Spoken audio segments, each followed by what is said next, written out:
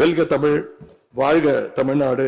மக்களை பிரிக்கும் சனாதனம் நிச்சயம் ஒழிக்கப்பட வேண்டும். நன்றி, வணக்கம். மீண்டும் உதயநிதியின் உருட்டுக்கள். சனாதனத்தை ஒழிச்சே தீர்வேன்னு சொல்லிட்டு கோர்ட்ல போய் நின்றுட்டு ஐயா நாங்க அப்படி இலப்படுத்தணும்ன்ற இன்டென்ஷனோடு நாங்க சொல்லலையா அப்படின்னு உருட்டின நீங்க இன்னைக்கு சட்டசபை லைவ்ல சனாதனம் ஒழிக அப்படின்னு சொல்லியிருக்கீங்க. அப்ப இந்த லைவ் அப்படியே எடுத்துக்கொண்டு போய் ஏற்கனவே 5 ஸ்டேட்ல வந்து கேஸ் பெண்டிங்ல போயிட்டு இருக்குது. அப்போ அங்க கொண்டு போய் போட்டா உதயநிதியோட உருட்டுக்கள் என்ன கிளியும் அப்படின்றது நல்லா நமக்கு தெரியும். அடுத்த விஷயம், உதயநிதி ஒரு விஷயம் நீங்க புரிஞ்சுக்கோங்க. எப்பேற்பட்ட வீரன் தீரன் சூரன் மிகப்பெரிய கொடுங்கோளர்களாம் கூட சனாதனத்தை ஒழிச்சே தீர்வேன் நீங்க வந்துட்டு அவங்க ஒழிஞ்சு போனதுதான் வரலாறு. அவங்களுக்கே அப்படின்னா நீங்க எல்லாம் ஒரு ஜுஜுபி, எந்த தகுதியும் திறமையும் கிடையாது. அப்பா பேரையும் தாத்தா பேரையும் வச்சுக்கிட்டு அரசியல்ல ஒண்டி பழைக்கிற நீங்க சனாதனத்தை ஒழிச்சிருக்கீங்களா? முதல்ல சனாதனத்தை உங்க வீட்டுக்குள்ள ஒழிக்க முடியுமான்னு பாருங்க. அதுக்கப்புறம் நீங்க ஊர் உலகத்துக்குலாம் சொல்லலாம்.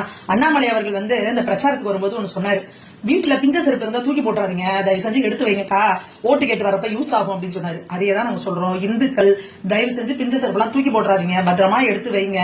மதமென பிரிந்தது போதும், இவங்கெல்லாம் மதவாத சக்திகள், நாங்க மதச்சார்பற்றவர்கள் அப்படி எல்லாம் பேசிட்டு வருவாங்கல்ல, அவங்களுக்கெல்லாம் இந்த பிஞ்ச செருப்பை இந்துக்கள் எடுத்து வைங்க, நிச்சயமா யூஸ் ஆகும். நான் உதயநிதிக்கு ஒரு ஓப்பன் சேலஞ்ச் கொடுக்கறேன். அடுத்து உள்ளாட்சி தேர்தல் வருது, அடுத்து பார்லிமெண்ட் எலெக்ஷன் வருது.